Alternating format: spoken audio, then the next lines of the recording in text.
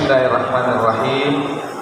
Assalamualaikum warahmatullahi wabarakatuh. Waalaikumsalam warahmatullahi wabarakatuh.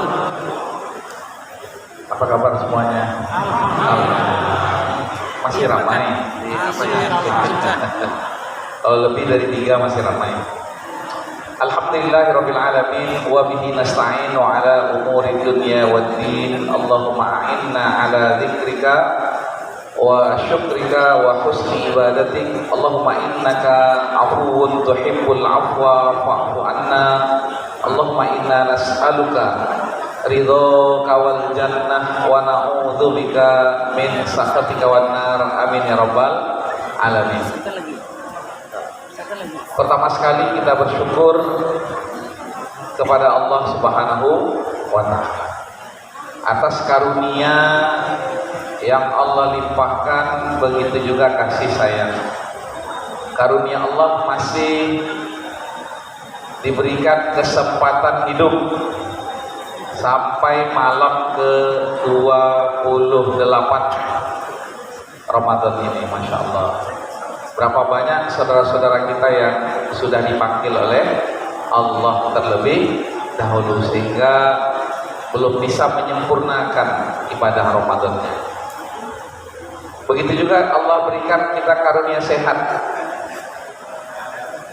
bisa beraktivitas, dan yang paling berharga karunia Allah adalah karunia ketaatan kepada Allah Subhanahu wa ta'ala. Menyusut yang menyusut, ya, mungkin karena satu dan lain hal, balik kampung misalnya, tapi di kampung dia tetap ke masjid. Di perjalanan ya bisa istirahat juga di saat sholat, ya. Dan mudah-mudahan insya Allah kita ini bisa istiqomah dengan ketaatan sampai akhir hayat kita. Amin ya rabbal alamin. Kemudian kasih sayang yang Allah berikan. Nah, inilah yang membuat kita ini selalu ingin dekat dengan Allah, mencintai Allah, dekat dengan Nabi, mencintai Nabi, dan dekat dengan orang-orang yang beriman dan mencintai mereka. Kita perkokoh silaturahim, sering berkumpul dengan mereka, ikut dalam majlis-majlis mereka, sholat berjamaah di masjid, tadarusan, majlis ilmu, ya, iktikaf bareng. Nah, itu semuanya adalah kasih sayang Allah. Sebagaimana kita berkasih sayang dengan istri, suami, anak-anak, orang-orang yang kita cintai karena Allah Subhanahu wa ta'ala. Ini sejalan dengan firman Allah surat Yunus ayat 58. A'udzubillahi minasyaitonir rajim. Qul bifadlillahi wa birahmatihi fabidzalika falyafrahu huwa khairun mimma yajma'un. Kata Allah, katakanlah karena karunia Allah dan kasih sayangnya maka hendaklah mereka bergembira. Dan itu lebih baik dari apa yang mereka kumpulkan. Jadi kegembiraan yang selalu dari kita nampak, ya, keceriaan dan tidak ada lelahnya. Justru kita ini risau sampai ke akhir Ramadan ini apa yang akan kita bawa menghadap Allah Subhanahu wa ta'ala. Ada nggak kerisauannya kira-kira? Ada, ya. Dan Rasulullah SAW juga, ya, berpesan di akhir-akhir hayat beliau. Kata Rasulullah, manusia itu, kata Rasul, ini di akhir-akhir hayat beliau nih, sebelum beliau wafat. Kita ini antara dua kekhawatiran, kata Rasulullah. Antara yang sudah berlalu, apakah amal-amal kita diterima oleh Allah Subhanahu wa ta'ala atau tidak, atau yang akan datang yang masih misteri, ya, baina ajalin qad madha la yadri mallahu qadin fihi. Enggak tahu kita apakah Allah ridho, amal kita diterima atau tidak, ya.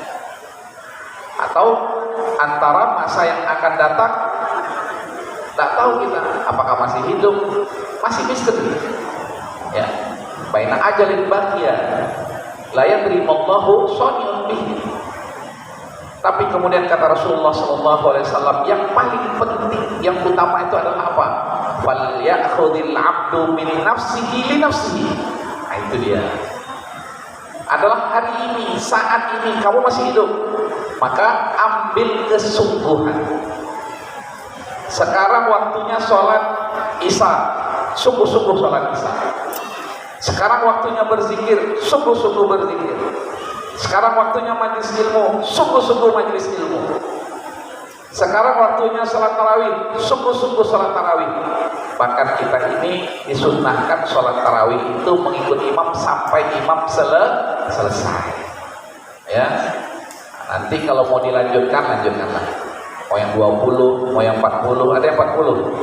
Tidak ada. Yang 20? Jangan juga. Tapi nanti insya Allah Ustaz jam 1 malam dilanjutkan lagi ya. Mudah-mudahan insya Allah, karena di 10 hari terakhir ini memang ya ciri khasnya 10 hari terakhir itu sedikit tidur. Jadi kalau makin banyak tidurnya 10 hari terakhir ini masalah dia dengan Ramadannya. Ini mudah-mudahan insya Allah Allah berikan kita kekuatan ya untuk menghadapi waktu-waktu kita ini sampai nanti ya kita menghadap Allah Subhanahu wa taala. Bahasanya Rasulullah, fal ya'khudhil 'abdu min nafsihi li nafsihi. Enggak usah tengok sana sini, tengok dirinya, berbuatlah, beramallah. Apa yang mestinya dia lakukan ketika itu, apa yang menjadi yang utama, yang prioritas. Waktu sholat, waktu berzikir, zikir, waktu tadarus Quran, waktu majlis ilmu, waktu sholat tarawih, begitu selanjutnya. Nah, fal ya'khudhil 'abdu min nafsihi li nafsihi. Dan kita semasa hidup ini ya kita manfaatkan semaksimal mungkin kehidupan kita ini sebelum kematian, sebagaimana masa muda kita ya sebelum masa tua, dan masa kita yang sekarang sebelum kematian. Nah, itulah yang realistis dari baginda Nabi kita Muhammad SAW. Mudah-mudahan kita selalu mendapatkan curahan kasih sayang dari Allah. Yang kedua, mari kita bersolawat dan menyampaikan salam kepada baginda Nabi kita Muhammad SAW dengan mengucapkan Allahumma sholli ala Sayyidina Muhammad wa ala ali Sayyidina Muhammad. Assalamu alayka ya Rasulullah. Bapak Ibu sekalian yang dirahmati oleh Allah, kita sudah ya di penghujung bulan Ramadan. Namanya bulan berarti hitungan hari ya. Kalau menurut perhitungan bulan, yang paling bagus tuh bulan itu berdasarkan ya bulannya, hilalnya itu ya, itu antara 29 dan 30. Nah, itulah ya yang dikatakan 1 bulan Hijriah itu. Nah, 1 bulan Hijriah ini sesungguhnya sudah menjadi satu paket madrasah untuk sebuah perubahan. Artinya kalau kita ingin merubah cara berpikir kita, mau merubah perilaku kita, ya mau merubah kesungguhan dalam beribadah kita, kemudian mau meningkatkan kualitas iman kita kepada takwa, meningkatkan ibadah kita dari taqarrub, ya mendekatkan diri kepada Allah, kepada cinta, maka 1 bulan sudah menjadi waktu yang cukup untuk melakukan perubahan. Ya, 1 bulan itu sudah ya cukup. Tetapi tentunya ya kita kembali kepada sunnahnya Rasulullah seperti apa. Rasulullah memberikan contoh ya sehingga perubahan itu terjadi. Maka kembali kepada diri kita. Yang pertama, kesiapan kita untuk berubah. Karena hal yang pokok dari sebuah perubahan itu orangnya, diri kita. Itu yang paling pokok dalam sebuah perubahan, bukan sarana. Oh, ini masjidnya nggak ada AC-nya misalnya, masjid-masjid nggak pada AC, nggak ada hubungan. Justru saya melihat dari masjid-masjid lain yang ber-AC ini yang masih ramai. Walaupun kata bapak tadi ini udah banyak kurangnya nih Ustaz. Kurangnya aja begini, apalagi ramainya. Maka nggak ada hubungan dengan sarana sebenarnya. Karena yang paling pokok itu adalah manusianya. Kalau bahasa Jermannya Wohnung, dari perubahan. Maka Allah Subhanahu wa taala mengatakan dalam surah Ar-Ra'd, "Innallaha la yughayyiru ma biqaumin." Kondisi kita tidak akan berubah apapun, masalah ekonomi, masalah politik, masalah apa lagi, termasuk masalah kepengurusan masjid, kepengurusan di RT RW, ya, kepengurusan dalam tingkat kecamatan sampai kepada berbangsa, bernegara dan urusan dunia. Tak akan ada yang berubah kecuali kemudian masing-masing kita introspeksi diri, dia mulai perubahan dalam dirinya, hatta yughayyiru ma bi anfusihim. Satu, ya, tentang makna ibadah. Kenapa ada ibadah di dalam kehidupan, ya, seorang muslim atau masyarakat muslim? Kenapa ada ibadah? Ibadah sholat, ibadah puasa, ya, ibadah zakat, dan ibadah-ibadah yang lainnya, ya. Sesungguhnya ibadah-ibadah ini di dalam Islam adalah dalam rangka apa? Satu, membuktikan dia betul-betul beriman kepada pencipta langit dan bumi. Terlihat dari ibadah itu.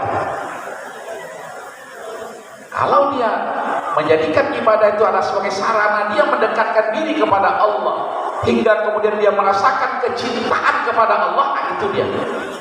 Maka yang seperti ini akan menghasilkan yang namanya halawatul iman, manisnya iman. Makanya kata Rasulullah SAW, ya, seorang mukmin itu akan merasakan manisnya iman sampai kemudian dia betul-betul mencintai Allah. Dan kalau seseorang sudah mencintai Allah, jadi levelnya bukan lagi sekedar beribadah, yang penting rame lah, yang penting sholat jamaah lah, seperti tarawih jamaah lah, seperti majelis ilmu. Tidak bisa begitu. Dan banyak orang-orang hari ini khatam kitab ini, hafal Quran, hafal hadis, tapi apa yang berubah?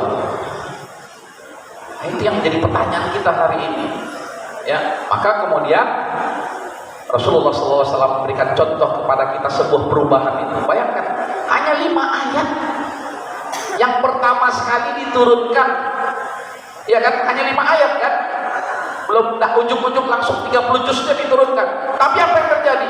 Perubahan terjadi dalam diri Rasulullah. Perubahan terjadi pada istri Rasulullah ketika Rasulullah memberitahu istrinya. Perubahan terjadi pada diri Abu Bakar ketika Rasulullah memberitahu Abu Bakar.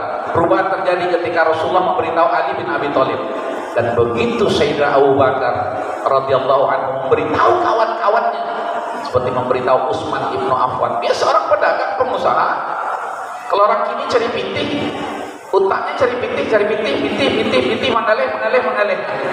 Tapi begitu disampaikan kepada dia, Iqra bismi rabbikal ladzi khalaq, khalaqal insana min 'alaq, Iqra wa rabbukal akram alladzi 'allama bil qalam 'allamal insana ma lam ya'lam. Langsung berubah. Yang tadinya tijarahnya, usahanya menjadi nomor 1, sekarang usaha itu menjadi apa? Penopang untuk sebuah misi visi yang lebih mulia, yaitu apa? Beribadah kepada Allah Subhanahu wa taala. Waktu itu belum ada syariat sholat. Tapi kemudian apa yang terjadi? Perubahan mindset. Maka ketika turun perintah Iqra, itu awalnya kan Rasulullah mengira Iqra itu kan membaca yang tertulis. Sampai diulang 3 kali oleh malaikat Jibril, "Ma'ana biqari," kata Rasulullah. Kata Rasulullah, "Saya tidak pandai membaca." Ternyata Iqra itu bukan membaca tulisan, tapi merubah cara pandang. Sampai kemudian Allah mengajarkan ilmu. Makanya wa 'allama bil qalam 'allamal insana ma lam ilmu. Baru cara pandangnya menjadi lebih bagus dengan bertambahnya ilmu pengetahuan. Tapi yang pertama kali mindset. Karena berapa banyak hari ini orang membaca ini, membaca itu, bahkan dia dikatakan ensiklopedi berjalan. Tanya apa aja sama dia tahu dia. Tapi kemudian tidak lahir dari dia sikap yang jelas. Karena orang katakan, saya dah hatam ini, punya sanad ini, ya, saya kan guru ini, apa semuanya, apa bedanya dengan yang dikatakan oleh Allah Subhanahu wa taala Al-Qur'an? Seperti keledai yang membawa kitab-kitab kuning, kamasalil himari yahmilu asfara. Ditegur oleh Allah Allah Subhanahu wa taala. Ini bukan masalah ilmu, ini masalah ikrarnya. Itulah yang menjadi dasar seseorang itu kalau ingin berubah dalam hidupnya, tentang Allah seperti apa, tentang Islam seperti apa, tentang nabi-nabi seperti apa, tentang kitab suci, tentang Al-Quran seperti apa, tentang takdir seperti apa. Ikrar menghasilkan sikap yang luar biasa, maka berubah luar biasa. Ya, sampai salah seorang sahabat Nabi itu dia tinggalkan perniagaannya yang dia lagi naik daun nih, usahanya nih di Syam, dia tinggalkan karena ada seorang rahib mengatakan, kamu cari tahu tuh tentang Muhammad itu, coba, karena kami mendengar dia adalah utusan Allah Subhanahu wa taala yang sudah ada penghabarannya di ajaran kami di Nasrani. Dicari, ya dia tinggalkan barang dagangannya. Orang sekarang apa yang dia cari? Ya itu yang dia cari, kehidupan dunia. Tapi seseorang yang mindsetnya berubah, menjadikan dia apa? Merubah perilakunya, sampai kemudian dia mengislamkan dirinya di hadapan Rasulullah Sallallahu Alaihi Wasallam. Ya, makanya Allah Subhanahu Wa Taala ajarkan kepada kita ya kebiasaan-kebiasaan yang luar biasa. Surah Al-Fatihah yang 7 itu 7 kebiasaan yang membuat kita itu bisa berubah. Dengan 7 kebiasaan ini, maka seorang muslim itu akan berubah hidup. Yang pertama, selalulah memulai setiap urusan kita dengan menyebut nama Allah. Makanya nawaitunya kata guru-guru kita kan, jangan lupa nawaitu itu apa. Pastikan nawaitunya apa. Ya, sama ketika kita mau berpuasa, kemudian kita kuatkan nawaitu kita, nawaitu shauma ghadin, kan begitu kan? Ya, kalau bisa jelas nawaitunya. An ada'i fardhu syahri ramadhana hadhihi sanati lillahi ta'ala. Itu nawaitunya. Makanya kata Rasulullah, innamal a'malu binniyat. Yang merusak itu. Ya, nawaitunya sudah enggak jelas. Nawaitunya apa? Kemaslahatan dunia, rusak. Makanya nggak berubah-berubah kita. Ya, kadang dari pemilu sampai pemilu, dari sholat ke sholat, ya kan? Mana perubahan dari ibadah-ibadah kita? Sementara Allah mengatakan sesungguhnya sholat itu mencegah. Mana? Kalau dikatakan sholat itu mencegah dari perbuatan keji dan mungkar, betul kan? Sholat kita itu mencegah kita dari perbuatan keji dan mungkar. Kadang mohon maaf nih, hanya gara-gara berbeda mazhab saja, hanya sholat ke masjid nggak mau nyapa saudara. Ya, hanya gara-gara perbedaan jamaah, ya kalau tidak ustadznya nggak mau dia hadir. Rasanya ustadz itu masih Ahlussunnah wal Jamaah juga. Kadang di Facebook diserang, oh ustadznya begini, oh ini serang lagi, ini serang, oh ini kayak perang dunia ketiga jadinya. Mudah-mudahan jamaah di sini tidak ada lah. Kalau saya tengok wajahnya wajah-wajah yang menyatukan, yang menyejukkan, bukan yang memecah belah. Betul? Betul tak? Betul. Ini janji ya. Karena saya tengok-tengok ini ada nih, ya sukanya itu mencari perbedaan, sensitif apa? Sensasi ya orang sekarang itu. Dulu ada istilahnya narsis, suka tampil. Kalau sekarang itu bukan lagi, mencari sensasi. Ya, kalau tidak berbeda, tidak terkenal kita Pak Ustaz. Ya Allah, ya sekalian aja nggak berpakaian pergi ke bundaran apa sana atau gubernur sana, kan tidak begitu. Maka nawaitu kita perbaiki. Bismillahirrahmanirrahim. Terus kalau kita mengerjakan sebuah aktivitas tuntas, kalau sudah tuntas itu kembalikan kepada Allah. Alhamdulillahirabbil, itu berubah, itu perubahan. Bayangkan kita diajarkan ya 17 kali sehari minimal membaca Al-Fatihah. Itu artinya apa? Diulang-ulang. Kamu punya 7 kebiasaan setiap hari itu, jangan tinggalkan kalau kamu ingin berubah. Maka puji Allah, segala puji bagi Allah yang Tuhan semesta alam, karena menuntaskan pekerjaan. Yang ketiga, kalau ingin berubah maka selalu Ar-Rahmanir Rahim. Artinya apa? berprasangka baik dengan Allah. Dan Allah sudah mengatakan, wa ma ana bizallamin lil abid, saya nggak pernah menzalimi hamba-hambaku.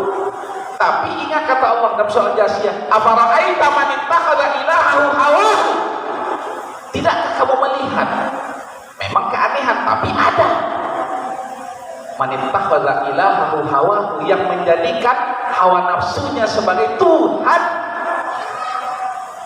Fa'adallahu ala ilmin, sehingga mohon maaf Allah sesatkan dia atas dasar ilmu Allah, karena dia memilih mempertuhankan hawa nafsunya.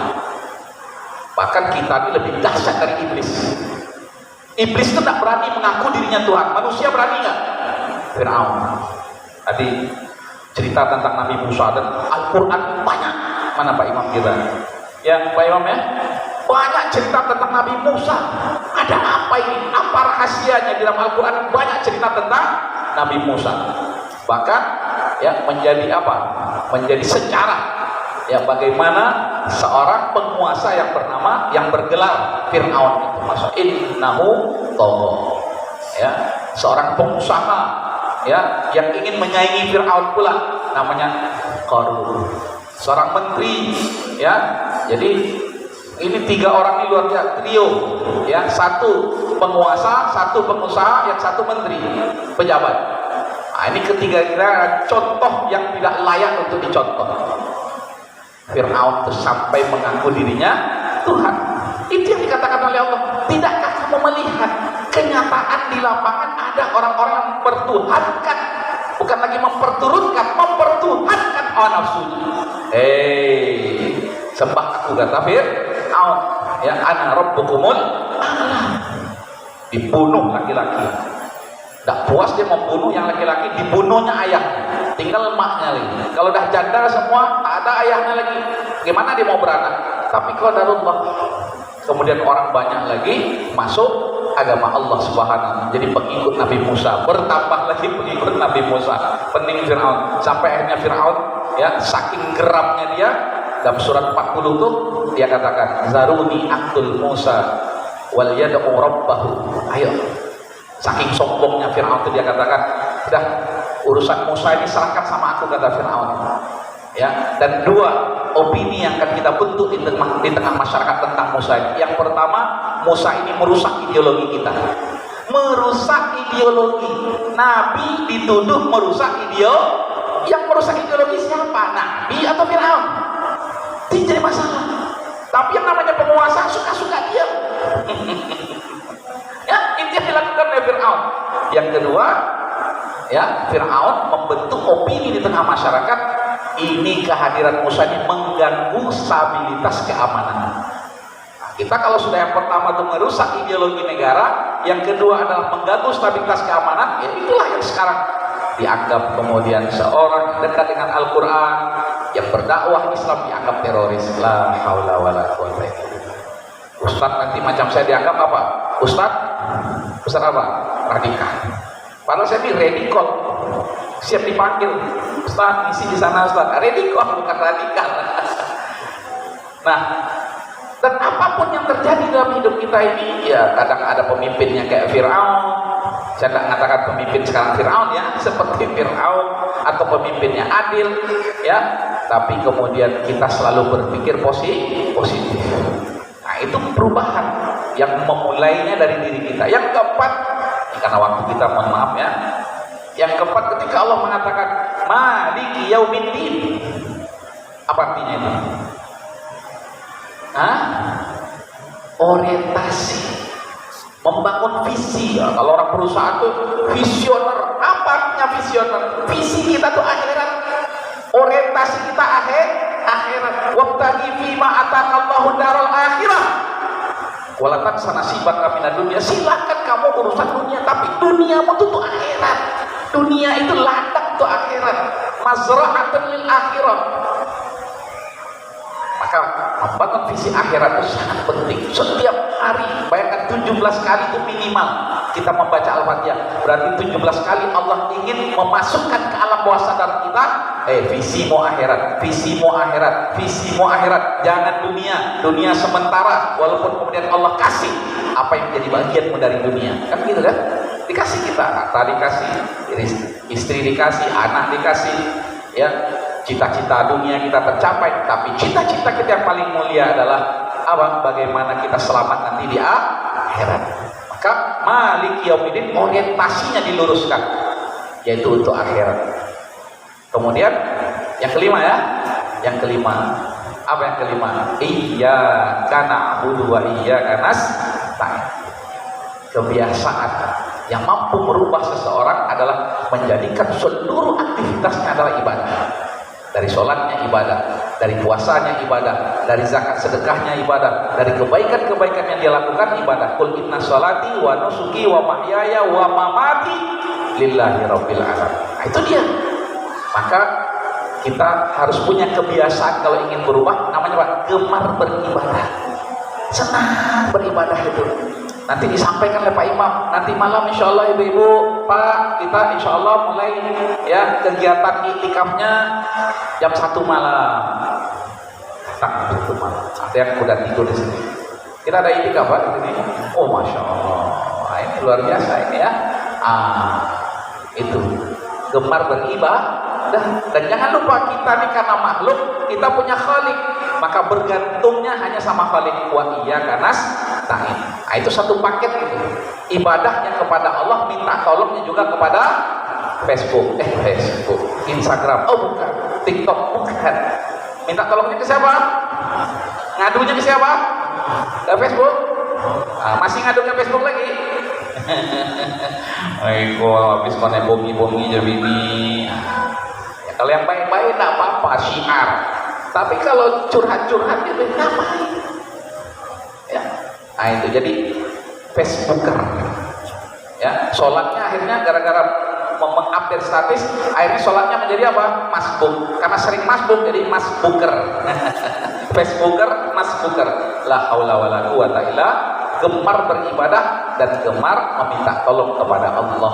Hanya Allah tempat kita mengadu. Yang keberapa itu?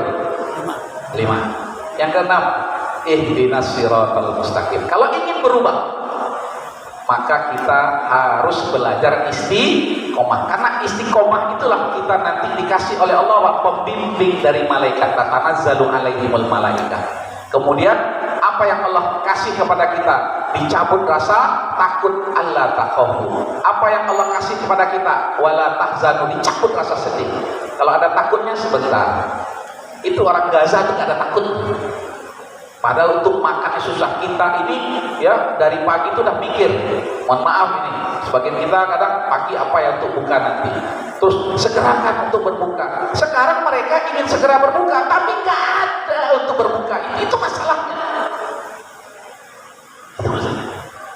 Bantuan itu banyak, tak boleh masuk oleh Presiden Mesir ini. Kurang ajar. Asisi ini kurang ajar. Pemerintahnya ya, harus dibedakan antara pemerintah dengan masyarakat. Kalau masyarakatnya alhamdulillah banyak masyarakat yang peduli. Ya, ini mudah-mudahan Allah punya skenario yang unik ini untuk Palestina insya Allah. Ya, nah itu. Nah yang Bapak dan Ibu sekalian ya berusaha untuk istiqomah di jalan Allah dan ini berat. Tapi ya efek dampak dari istiqomah itu apa? Malaikat selalu membimbing. Dicabut rasa takut, ya, dicabut rasa sedih, kemudian dibayangkan kepada kita kenikmatan surga. Wa absyiru bil jannati allati kuntum tu'adun. Kemudian Allah katakan yang kelima, nahnu awliya'ukum fil hayatid dunya. Allah langsung menjadi pelindung. Allahu waliyul ladzina amanu, menjadi pelindung orang-orang yang beriman. Nah, itulah ya keutamaan istiqomah di jalan Allah. Yang keenam, yang ketujuh, kalau ingin berubah maka kita harus punya kebiasaan apa? Ihdinas siratal mustaqim siratal ladzina an'amta 'alaihim ghairil maghdubi alaihim waladdallin. Apa artinya itu? Nah, pandailah senantiasa bercermin, bakaco, bercermin. Ya, di mana bercerminnya? Satu, siratal ladzina an'amta 'alaihim, muhasabah. Bercermin itu kan muhasabah. Kama ahsanta khalqi fahasin khuluqi. Ya Allah, sebagaimana engkau mempercantik bentukku ini, membuat ganteng aku ini, nah, ketika melihat di kaca, di cermin itu, maka percantik pula lah akhlak. Kan gitu kan? Maka itu artinya apa? Bercermin, muhasabah, evaluasi diri. Ya, betul nggak kita di jalan Allah? Sesuai nggak kita dengan jalannya Allah Subhanahu wa taala? Betul nggak kita di atas sunnahnya Rasulullah sallallahu alaihi wasallam? Yang kedua, jangan-jangan apa yang kita lakukan itu apa? Perbuatan orang-orang yang dimurkai oleh Allah. Kita tahu ngeyel, itu al-mandub. Jadi bukan orang Yahudi saja, tapi orang kita yang peranginya kayak Yahudi, maghdubi alaihim. Abdalin, orang-orang yang disesatkan. Bukan orang Nasrani saja, tapi orang Muslim ya, yang dibongak-bongai, yang dibodoh-bodohi. Tapi tak tutur. Sholat tasbih itu tak boleh berjamaah. Produksi di rumah aja nggak usah sedih. Ya, banyak fitnah, macam-macam, wah dikasih subuhan-subuhan. Akhirnya apa? Anda mau ke masjid takut untuk beribadah, ya berkumpul dengan orang-orang yang beriman, ya menampakkan solidaritas. Apalagi sekarang di Timur Tengah itu, yang menampakkan solidaritasnya kepada Palestina ditangkapin. Sekarang itu, masya Allah, udah luar biasa pemimpin-pemimpin Arab ini. Dan mudah-mudahan Allah di balik tekanan kayak ini terjadi perubahan yang luar biasa dengan nikmatnya Ramadan ini. Maka kita nggak tahu ini sudah 100 tahun kata Rasulullah SAW, Allah akan mengutus setiap 100 tahun orang-orang yang akan memperbaharui semangat beragama, mayyujaddidu dinaha. Mudah-mudahan dari kita yang ada ini, dengan perubahan yang kita mulai dari diri kita, dari lingkungan kita ini, dari masyarakat kita ini, untuk dunia yang lebih baik insya Allah, untuk dunia Islam yang lebih baik, untuk peradaban Islam yang lebih baik, untuk kemudian kita ketemu lagi nanti di surga Allah Subhanahu wa ta'ala. Fa'tabiru ya ulil absar la'allakum turhamun. Lebih kurangnya saya mohon dimaafkan. Wassalamualaikum warahmatullahi wabarakatuh.